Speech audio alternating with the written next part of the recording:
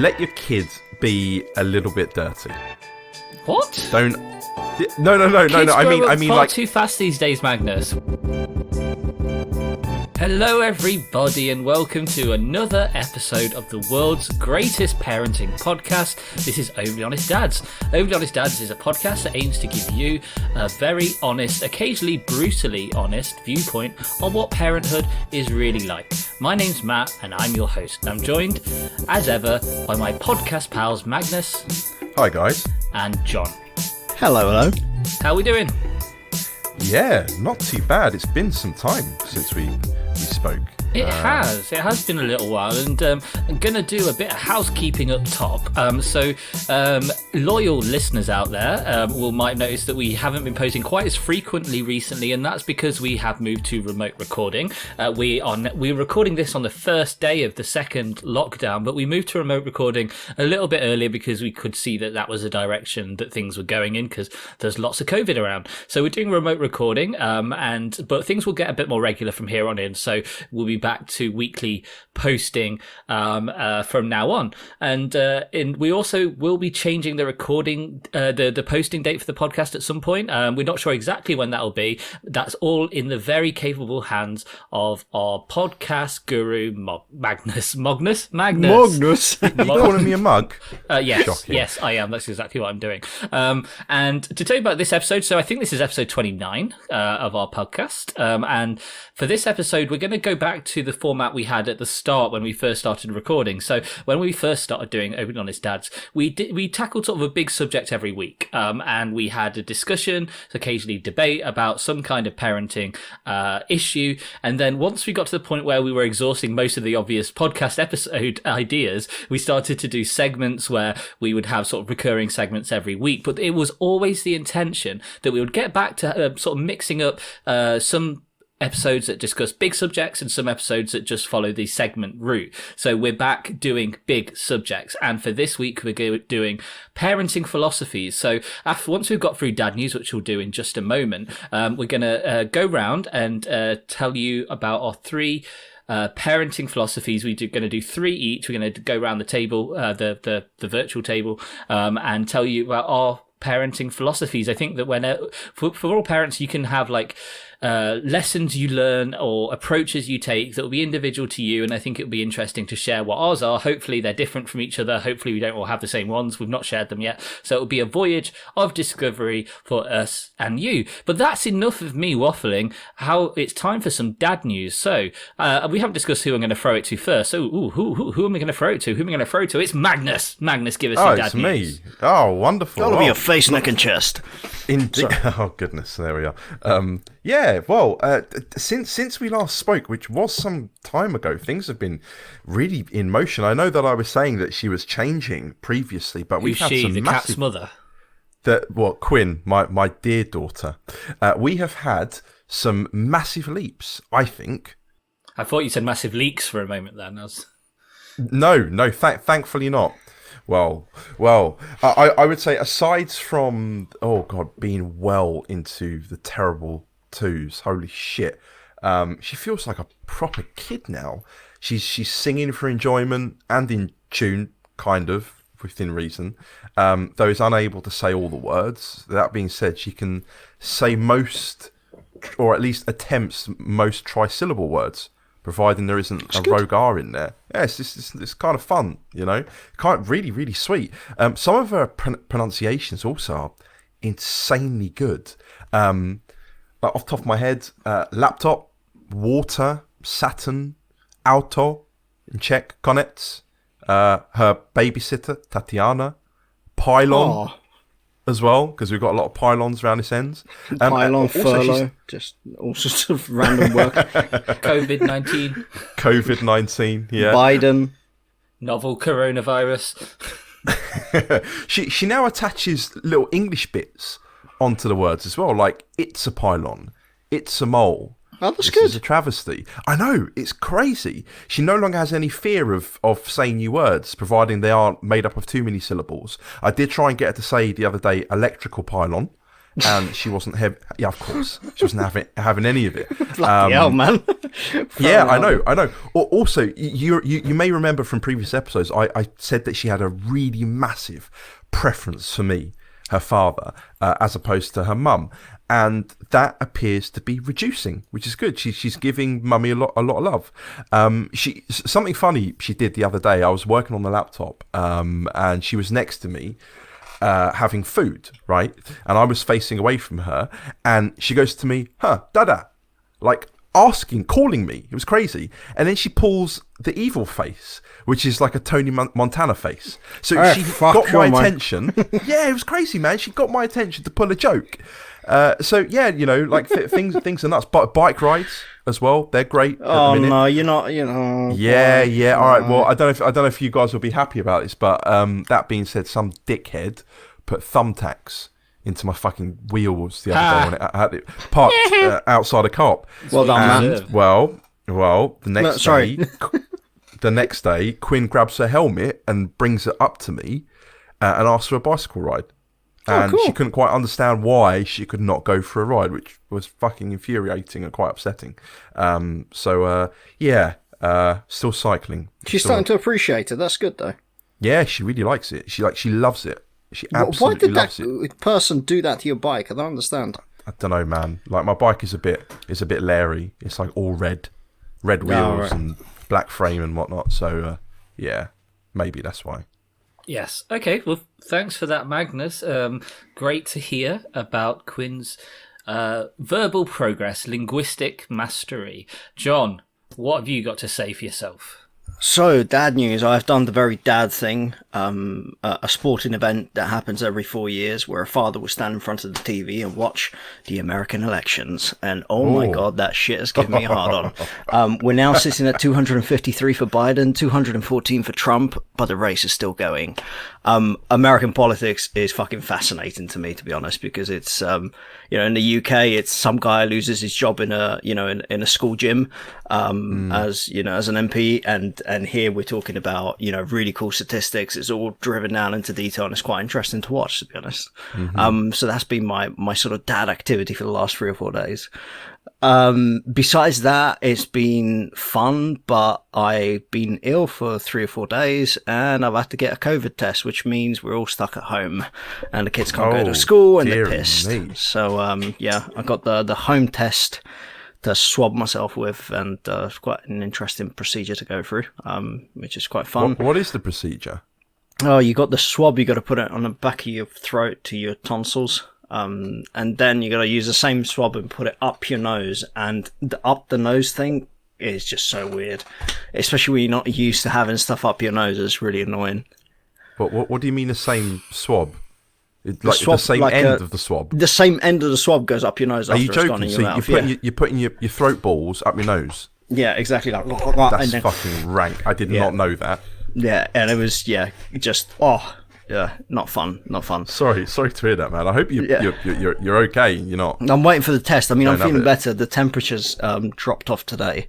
Yesterday was 38.4, but I have to say, temperature was dropping quite quickly after I took paracetamol and kind of felt better quite quickly, which is nice. Okay. But besides that, kids have been fun to have around, to be honest. The last couple of days, it's been all right having them here. But yeah, it's just, I think they're a bit stressed because they like going to school. It's their own bit of outdoor interaction they have, if you know what I mean. And now that this lockdown has become even more important, so to say. So there we are. What about you, Matt? Well, it was Amelie's second birthday at the weekend, so we had had a nice day for that. My sister came along, and we went to the park, and it's nice because, as you were saying, Magnus, Amelie's language skills have come on an awful long way, and so she was saying, my sister's called Jessica, and Jessica's 3-syllable, not very easy to say, but she was repeating it quite often, and on the baby monitor at night after she'd go to bed, she'd just be in bed going, Jessica, Jessica, Jessica. So we had a nice birthday. She got lots of new toys, So and she's at an sweet. age now where she kind of gets the idea that presents are for her, and she gets the concept of it. I don't think she understood why she got presents on that one day and then didn't get presents on other days. Maybe that'll be something she understands more next year.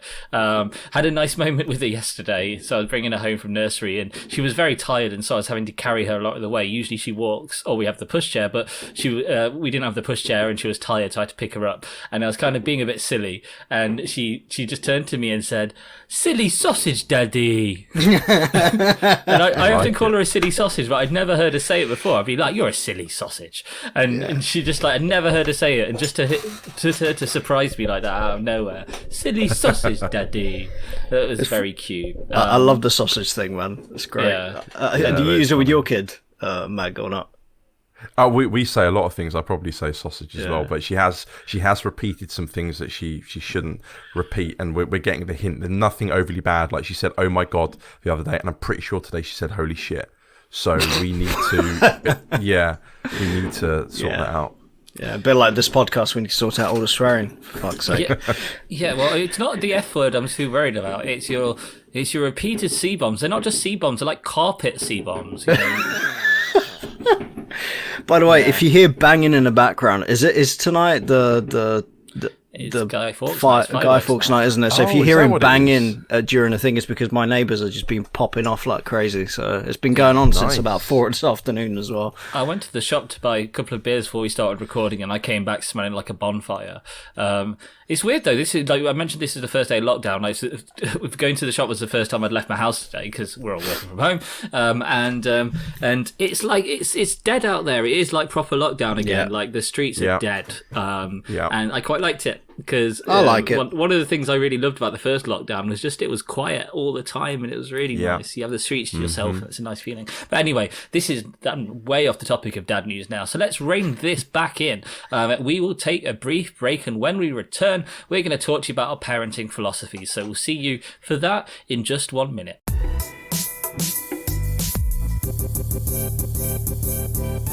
Welcome back to Overly Honest Dads, and as I mentioned earlier, today's episode is all about our own parenting philosophies, and so we've come up with 3 philosophies that we all believe in that are central to our approach to parenting, and we're just going to go round in a circle, a virtual circle, and share what they are and discuss them, laugh about them, etc.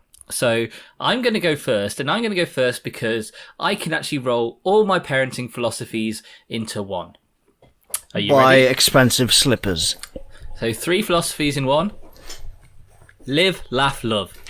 Oh, for fuck's Yeah, sake. no, see, no, see. This is the cunt. bullshit I'm You're talking such a to you. Karen. What? Seriously? Do you think that was acceptable? Yeah. Do you think that's funny? Because that hurts. I've What? seen that on people's walls before. I know, I And think I'm it's pretty ma- sure my it's- mum has it on her walls. Oh, it makes you vom. Cry, hate. Romana bought that years ago. Did Something she? along those. Yeah. How She are didn't you still understand it, and together? I know. I'd have dumped her right then and It's- there. Yeah, I know. Instant Die, rejection. cry, hate.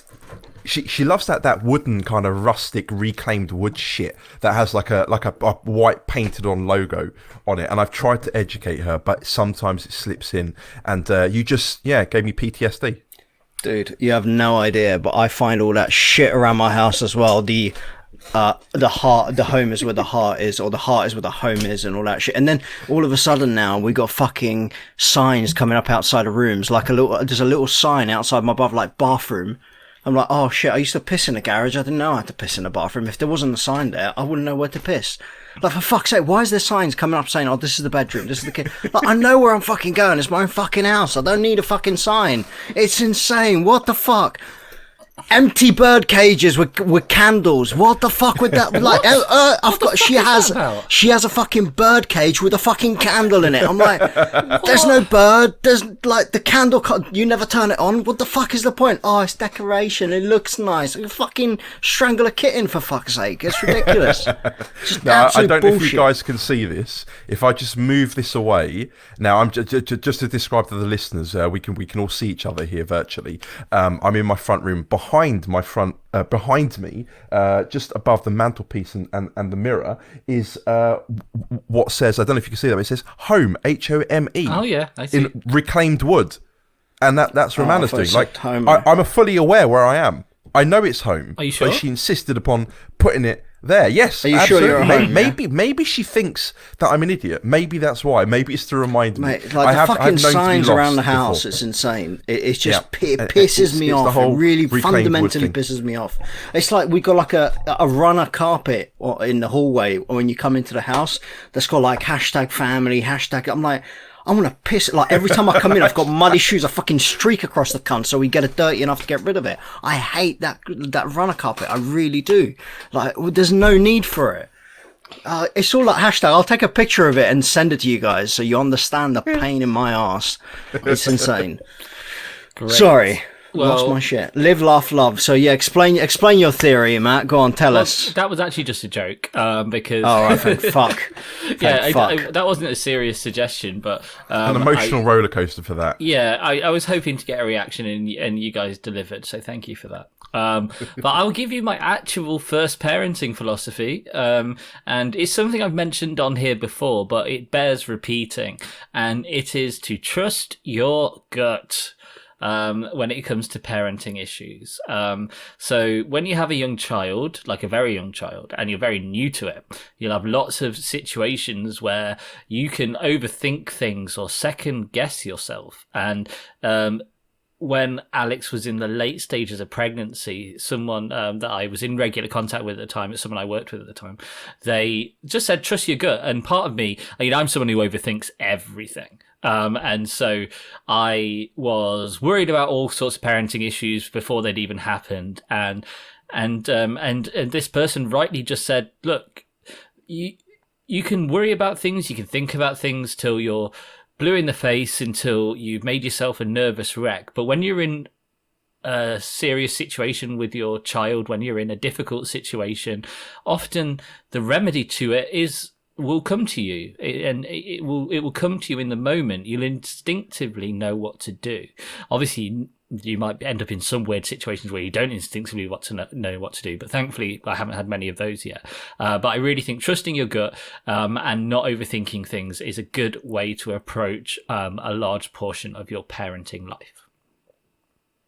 I don't think I can argue with that. It's pretty true, really. Like I'd like to think that I'm quite a logical person generally, and I wouldn't usually trust my gut. I'd like to, look at different avenues of thought. But when it comes to your kids, maybe it's because we have something innate in us. Mm-hmm. It usually is quite accurate. So I get those mums now that seem to think that they know better than the doctors. Yeah. Those ones. But there's an element of truth in it. Yeah. And also, like, you can sometimes fall down a rabbit hole of trying to look up solutions to things online and end up, looking at solutions that probably aren't relevant, suitable, safe, or wise. And really, I think that this is probably a slightly different philosophy, but I think is just trying to keep things simple. I mean, that's along the same lines as trusting your gut, just not overcomplicating things. But yeah, that's my first philosophy. So Magnus, why didn't you give us your first parenting philosophy? All right, great. Well, thanks for that, Matt. So my first parenting philosophy is that kids are fucking idiots. Yes, I realise I'm a broken record, but it's true. Prepare for your expectations of idiocy to be exceeded to unknown depths. Did you know, guys, that turkeys have been known to have been so scared of fluttering pieces of paper in the wind that they've died on the spot from fright? Really? Yeah. It's absolutely true because I said it. Now that is a level below kids, Fake but news, not far okay. off.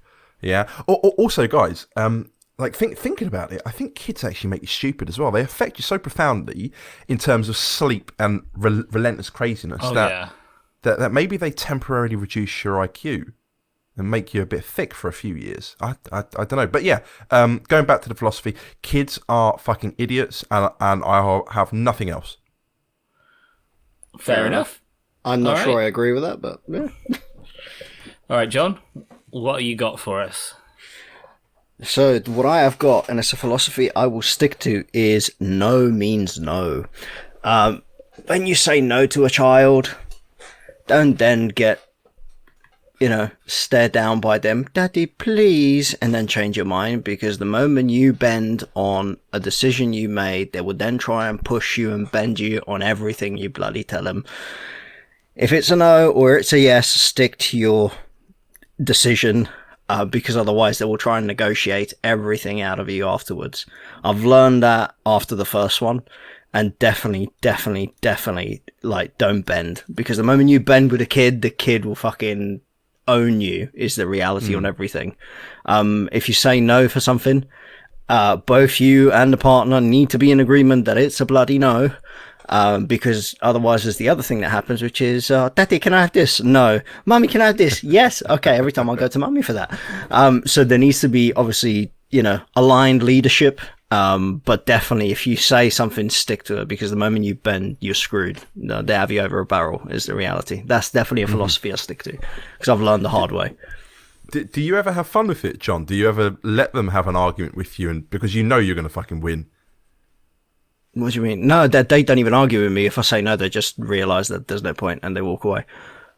I don't bend. I really don't bend. I'm like horrible in that sense. So they know. I think they tried at the beginning, but now they know when I say no, it means no, and that's it. There's no argument about it. I think they're going to chip away at you as they get older. Well, yeah, if they're going to be pushing me around in a wheelchair and I'm dribbling all over the place, then yeah, obviously. No, but when they bend to when, them, but there's going to come a time when you've got 3 teenagers you're dealing with. Yeah. And that's going to be hard, because I remember what I was like as a teenager. I was a dickhead, and most teenagers I think we described teenagers quite vividly last time, and yeah, I can imagine you were one of those as well. So yeah, I think that you've got this level of respect from your children now, but I think it would be folly to expect that to continue into the teenage years, especially when you've got more than one teenager. Yeah, I think the stubbornness is definitely in them from me, and I think it will be difficult when they're teenagers, definitely. And I'm not looking forward to those years. But for the moment, I say if it's a no, it's a no. And I honestly recommend anyone to use that philosophy, because otherwise you're gonna be owned by your child. Yeah, but the thing nobody is, wants that. There'll come a point, right, where, and this happened to me, where my mum would tell me, that I could or couldn't do something, and if I asked why, she would say because I said so. And No, you see, but you can't do that either. Well, yeah, but that only goes so far. Like, at some point, you have to justify your decisions, and right now, you probably don't have to, because they just take no as no. But as soon as you have to justify them, and they're going to answer back, it's going to be an interesting situation for you all. No, you see, but this is the thing. I like explaining it, because I went through that. I went through the thing, because we're your parents. It's like, bullshit, man. Like, now that there are, so quite openly, this has happened recently. Like with Chris, I said, you have to go to bed. "Oh, but why do I have to go to bed? What am I? It's early, and yeah, it's a school night, but it's not fair, because my guy I go to school with has goes to bed later than I do." And I literally sat down and said, "Chris, reality is, mum and dad have MS. We get, what MS is." And I had to drop the responsibility on him and explain, like, when we get to a certain time in the evening, we are tired. It's difficult to look after you guys. And if you are up, your brother and your sister want to be up at the same time. So you need to understand that if we ask you to go to bed, because we need you to go to bed because we're really tired. And I explained this to him, and he seemed fine with it. But he seems to be more grown up, and he is getting to that stage where he's questioning everything now. But I'm open to explaining. I think explaining things to kids is a safe thing. I think the thing that you said, "Oh, you're doing it because I said so," that's the bullshit that they pulled on me when I was younger. I fucking hated that, man. I really did. Yeah, you don't win respect as a parent by saying that. No, not at all. So okay, so let's go around with the second of our parenting philosophies. And my second parenting philosophy is, don't be afraid to ask for help or advice, I suppose. I think the reason I say this is because I think a lot of people go into their parenting lives and go through their parenting lives almost with the sense of pride. And I don't mean pride in the good sense. I mean pride in that you have an approach, and a lot of people stick to that approach, even if there might be signs that it's not working, or maybe there's situations for which your existing approach doesn't quite apply. And you can get situations very early in your parenting life. So when you have your first kid, and I think when you have your first kid is when this is most relevant, you might have issues to do with breastfeeding, to do with attachment, to do with winding, feeding, whatever it might be. And when there are problems, share them with people and get help. Now, that could be help from a loved one. It could be help from a friend. It could be help from a professional. I think we discussed in some of our early episodes how we got help with breastfeeding. We got a breastfeeding consultant in early on, which to some people might sound like an extravagance, but when you've got an experienced person with you, spending time with you, giving them the benefit of their experience, it can make you feel a lot less alone. And in those early stages of parenting, when it's your first child especially, you can feel quite alone. It's not like, even though you might be seeing friends and family, it's still you, your partner, and the kid just in it together. And that can be tough. And it's an old adage that a problem shared is a problem halved. And although it might seem a bit rote to say that, I think there's a lot of truth in it. So my second parenting philosophy is don't be afraid to ask for help. Yeah. Absolutely. I think it'd be good to be kind of humble in your approach to parenting at times as well. Yeah. You're not born with knowledge, innit? Yeah, for sure. We discussed earlier on running with your gut feeling. Yeah, for sure, but within reason. That there's people out there that have experienced things that maybe you feel are unique to you. So it's worthwhile, asking around, gathering opinions, taking what you need, being humble about it as well. Don't think you know everything. It's an interesting one. Yeah, because ultimately, unlike me, most people don't know everything. Touch your penis. And it's a shame, but it is the reality. So Magnus, 2 degrees. Magnus, it's your turn. Right, it's my turn. Let your kids be a little bit dirty. What? Don't. No. I mean, far like too fast these days, Magnus. What are you talking? I mean, we need to preserve innocence. I did not mean that. Get your mind out of the gutter, Matt. Don't obsess over cleanliness too much. Like, don't fucking wipe their hands and face like mad. Don't reach for that wet wipe every time. Studies have shown that you're not giving their immune system a good trial run. I think the Babies podcast, the Babies show told us that as well, didn't it? I think so. Exposure to germs for a dog, I think, was the example. Yeah. Very true. Just don't let them eat poo, like John. Yeah, don't eat poo like me. Speaking of which, the company I work for, I'm working on a job which involves working on a treatment for fecal replacement. Yeah. I've literally got to talk to people about fecal replacement treatment. But anyway, I probably shouldn't talk about this on the podcast. John, what's your second philosophy? My second philosophy is lead by example. Ooh, good one. Now, what I mean by that is that when your kids are growing You're going to be a cunt. Sorry, go on. We weren't going to use the C word, you cunt. What's wrong with you? Oh, look how disappointed Matt looks. It's amazing. He's so disappointed. Do you know what we need to have? Like a cunt sound effect with reverb and delay. No. A T-Nook. Just call it a T-Nook. It's fine. Anyway, so the leading by example thing, and I mean this, is you can't expect your kids to do stuff you don't do in the first place. So I have learned that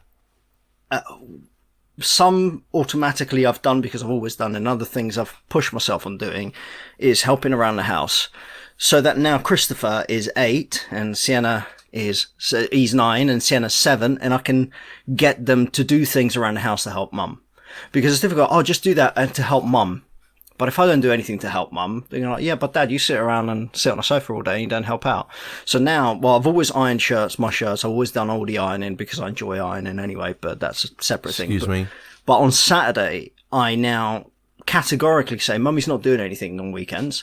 and I wash up the dishes, I do everything to make sure that she has a couple of days off, and the kids help out, and the kids then now Chris hoovers his room, Sienna hoovers her room, and then sort of kind of allowances are starting to come in with Christopher, and allowances are going to start coming in with Sienna as well.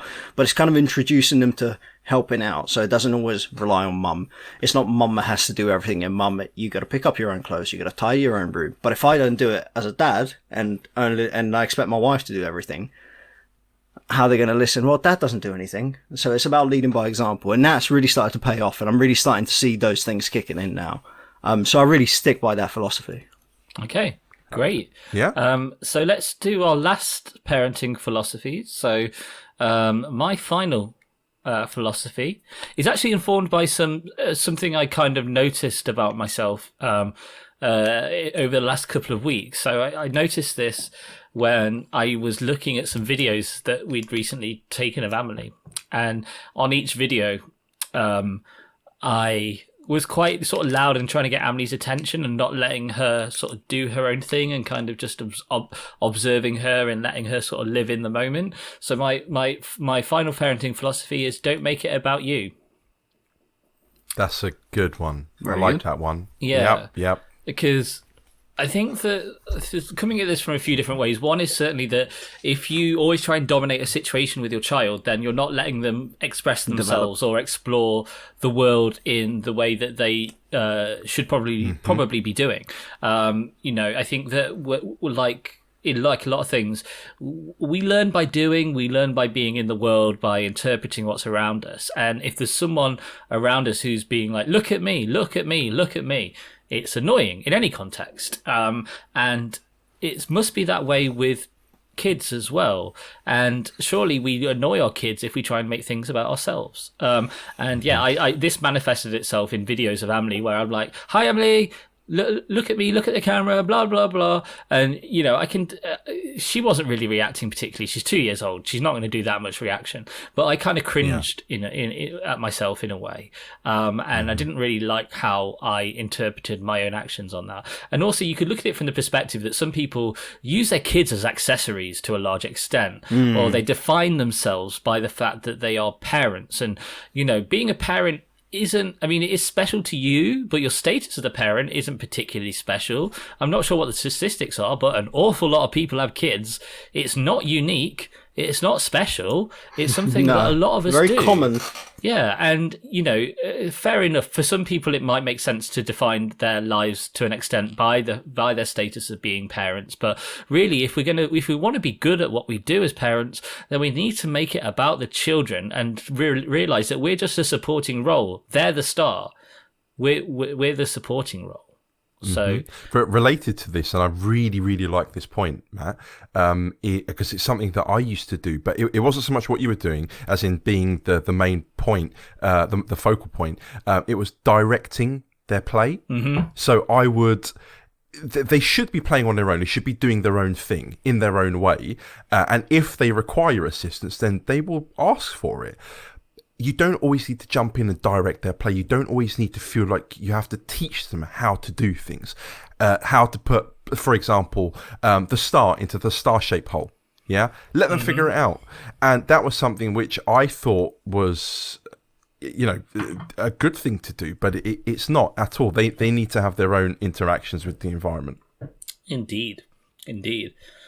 Okay, Magnus, give us your final point. Final point. So my final parenting philosophy is throw your kid about within reason. Yeah. Okay. But what I mean, what I mean is, no. Don't launch a scooter at their head or anything. We're like going to get that. the NSPCC on our case here, Magnus. Potentially. But what I mean by this is pick them up. Give them a good swirl about. Get that fluid in their ear canals, sloshing about. Now, I anecdotally believe it accelerated Quinn's balance and coordination skills, and it also made us a lot closer. Yeah.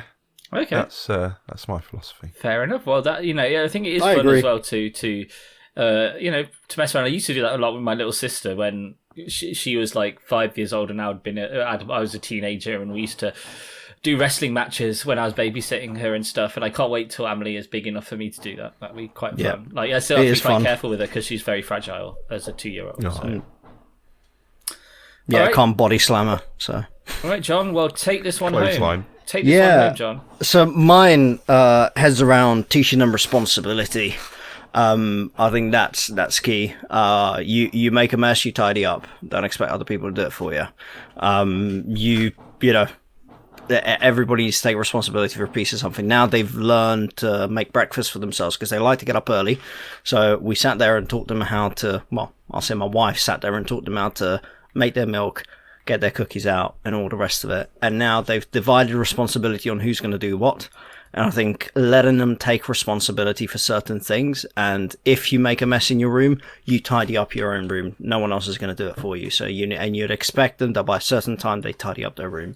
And I think giving them responsibility teaching responsibility is going to be a big thing as they develop, because people need to learn to have responsibility, and it's what helps you to develop as a human. The more responsibility you take for things, the more you develop and you succeed. That's my sort of philosophy, dad philosophy on things, and it's proven out to go quite well with them as well, so I'm quite happy with it. Thoughts? Yeah, sounds sensible to me. It does make some no, resilience. I was expecting insults or something, and nothing. Damn. It's just No, like 2 degrees over there. I was reasonable. expecting you to rip into me, Matt. Nothing. No, It's ridiculous. I'm feeling very peaceful today. No, very nice. Well, yeah. So that is the end of that section. yeah. But I kind of feel like we should do a bit of Am I Being Unreasonable before we round this episode out. I feel so. So how about we take a brief break, and then we'll come back and finish off with Am I Being Unreasonable? So we'll see you in just a moment for that.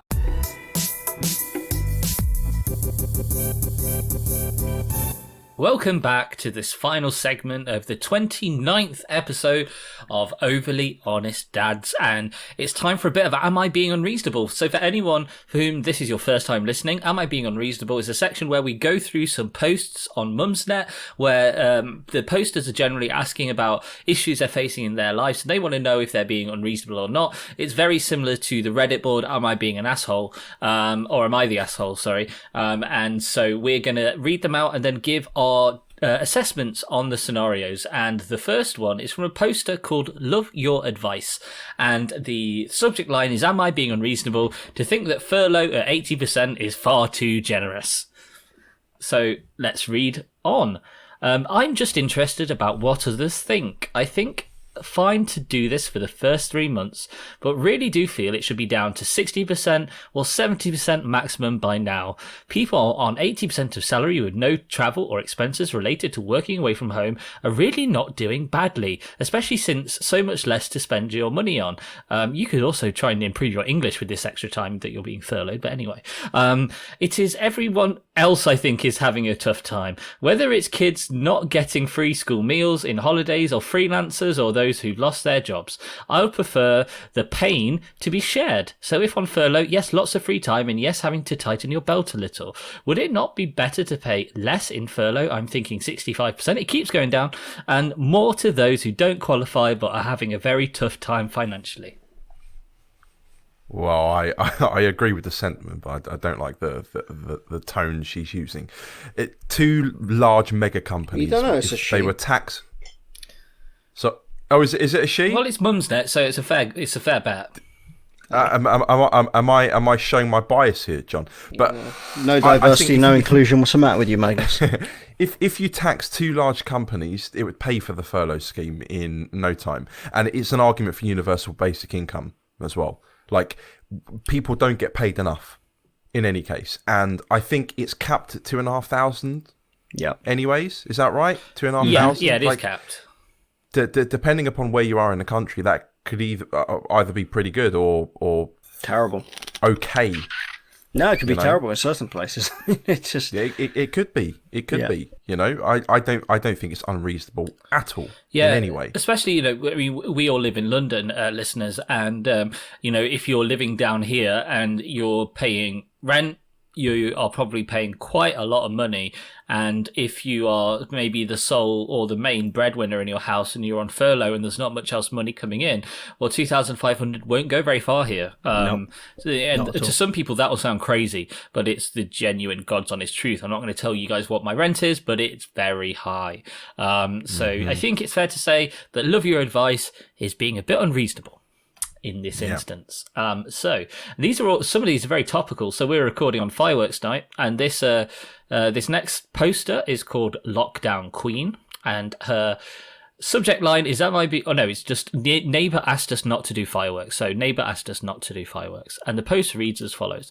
I'm in a group chat with girls on our new build estate. Why do you say new build estate? You don't really need to specify that. Anyway, I'm getting waylaid here.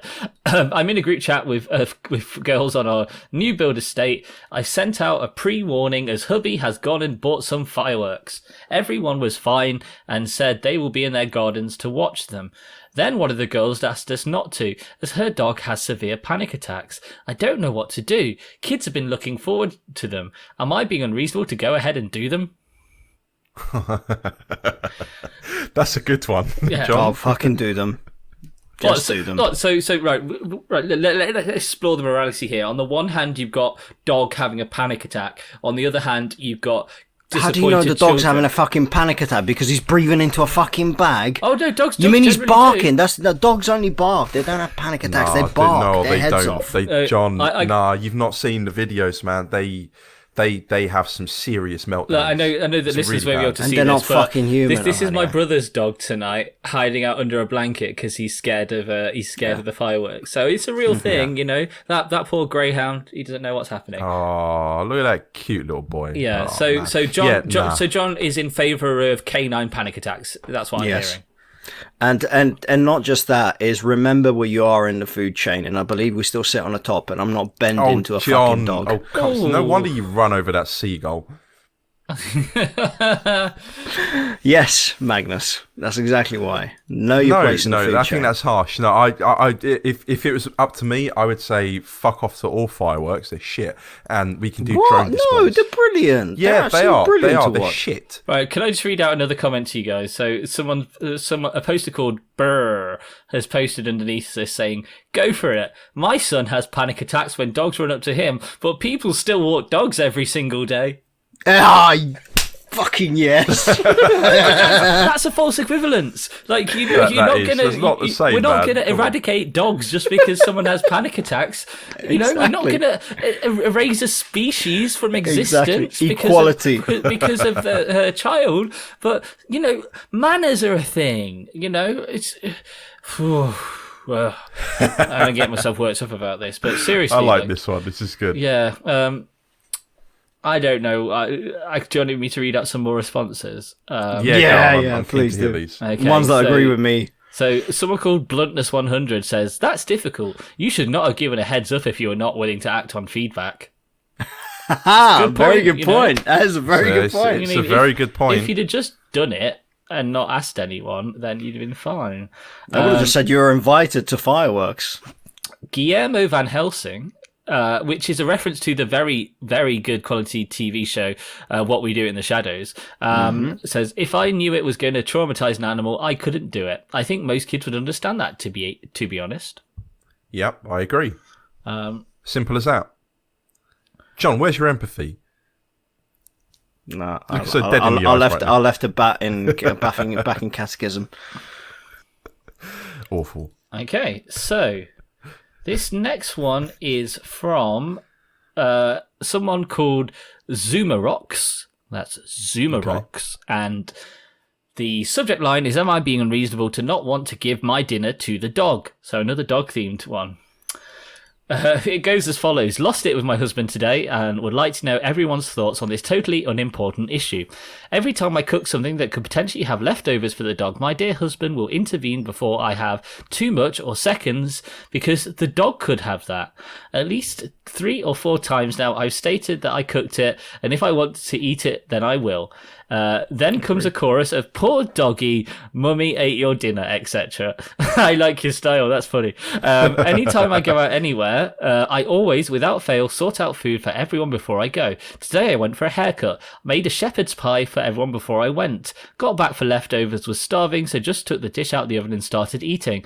Dear husband comes in. Oh, you're eating it straight out of there. Yes, I am, because I'm starving, I laughed. Oh, I thought the dog could have some of that, he said. I said... Then I said, not likely, I'm really hungry. Then he said, but there was loads in there. At this point, I lost my shit. I literally had 2 mouthfuls of the dinner I cooked. In a totally melodramatic gesture, I put the whole lot in the dog's bowl so it was overflowing, while shouting that he had zero respect for me and that I am the bottom of the pile. Everyone else gets to eat their dinner, no problem, but if I have the audacity to eat the thing I bloody cooked, I get told it's not fair on the dog, for fuck's sake. I said, when he starts cooking, he will get to bloody well decide what the dog gets. That's joke. That dude is mentally ill. He's wearing her down. That is so ridiculous. Yeah. That's ridiculous. Such a petty man. Mummy ate your dinner. Part of me respects his game, but at the same time, I don't think Dude, it's fair. not right. It's not fair. I would respond it's calmly not. if I was out. I would cook him the fucking dog for Christmas. John, Give him and make a wallet. John. Just this cook him the dog. It's just No. like, oh, John, this Stop is it. why? Because people love Oh, dogs. it's okay to kill turkeys I love dogs. and chickens, but it's not alright to kill dogs. No, because dogs are class. Dogs look after you. And Dogs are great. when would a dog die from experiencing a fluttering piece of paper in the wind?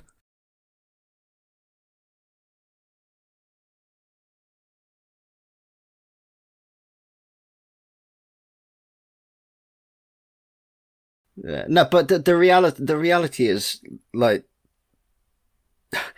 I don't know. I just think there's such a worship for dogs, and I just think 30 years ago they were happy to sit outside and play in the garden and live in filth, and now they're in sofas and they have to have fucking home cooked dinners. It's insane. I don't think there's a singular worship for dogs. Yes, some people are really into them. I think it's more so just a growing respect for all life. Yeah, no, I respect. Oh, by the way, Matt, you're gonna hate me for this. I'm officially 1 month and 6 days vegetarian. Really? Yeah. So Fuck you. yeah, exactly. Yeah, there you go. I'm not allowed to kill a dog, but fuck you because you're a vegetarian, John. Oh, Matt, your face. Listeners can't see your face, like that horrific disgust. Like John was no longer your friend anymore in that moment.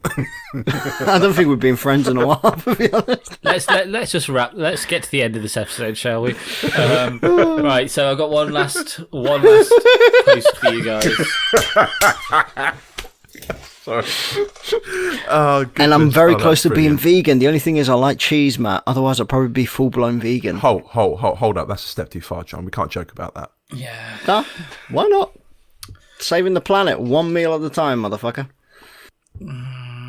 Yeah, but that's not how it works, is it? Anyway, this next one is from someone called Nail Girl, and the post is, I have received someone's disciplinary letter by mistake. Reads as follows. So I've opened my personal email account. I don't know why she said personal email account, because that's kind of implied. It is clearly nailgirl@gmail or whatever. The email says, Dear Nail, and discussed details of a disciplinary for next week and said, see attachments. Panicking, I opened the attachments as of course my first name is Nail, except this is a whole different person, name, address, medical details and document, OMG. The email is signed off, best wishes for your well-being, not my company, OMG. I emailed them back and said Nail Girl is not Nail Bon Jovi. I don't know why. Oh yeah, she's just using fake names. Okay, so I've emailed them back and said Nail Girl is not Nail Bon Jovi, as should have been obvious from the email address. I suggest you contact Nail Bon Jovi pretty sharply and tell them that her confidential disciplinary stuff was sent to the wrong email. Obviously, I opened the attachment due to the informal tone of the email that was addressed to me by my first name. I will be printing off these documents tonight and posting them first thing in the morning for her to address. I assume that this would be the right thing to do. What? Yeah. Okay, it was all that's straightforward messed until up that that they last made bit. such a massive mistake. I mean, they could be sued for that. That's insane. But why did she take it upon herself to print it off and mail the documents? I think because, to be honest, I would do the same, because it would give that person who the disciplinary is going against actually quite a bit of ammunition against the company. I would do it just for that, to be honest.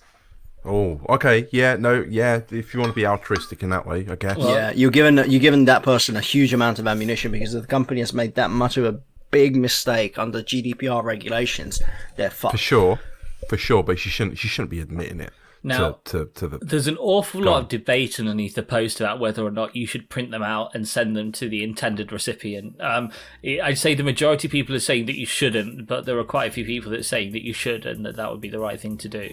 But it's a tricky moral situation to be in. It's almost like finding out that your friend's partner is cheating on them and trying to work out whether you should tell them. Yeah, true. It's from the same moral vein, I'd suggest. But anyway, that brings us to the end of another episode. So I hope you have enjoyed your time with us today. A few bits of housekeeping before we wrap up. If you enjoy this podcast, on the off chance that you've not been completely repelled by our repugnant personalities, then please tell other people about our podcast. Tell your friends. If you've got a friend who's going to be a parent for the first time, tell them about this podcast. We sometimes talk bullshit, sometimes we talk sense. You know, if you talk enough shit, eventually you'll talk sense. And so hopefully we do. Subscribe, like, do that kind of stuff, review, you know, those lovely things. We have an Instagram account where John posts. Literally, these memes have not got any better. They are consistently shit.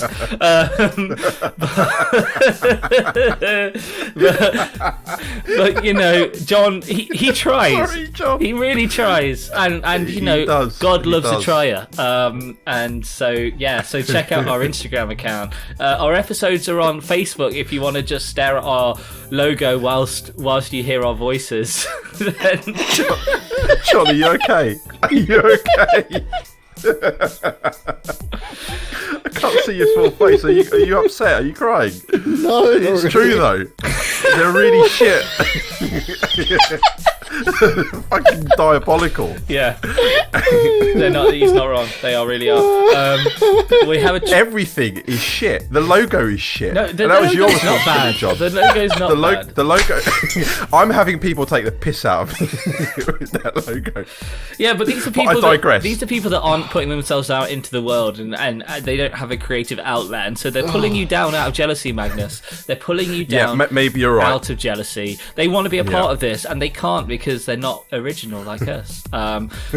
Anyway, so we also have an email address. Our email address is overlyhonestdads@gmail.com. That's overlyhonestdads@gmail.com. Send us your feedback, your thoughts, your questions. If you guys have questions, we can answer them. If there's anything that you want us to expand upon, why not? We will do that. We are here to serve you, the listening public. So all that remains is for me to thank you, the listeners. Thank you for lending us your ears. We really appreciate it. And although I probably shouldn't, I will thank Magnus. My pleasure. And Thanks, I'll guys. thank John. Thank you, Matthew. John hates dogs. See you later, everyone. Good night.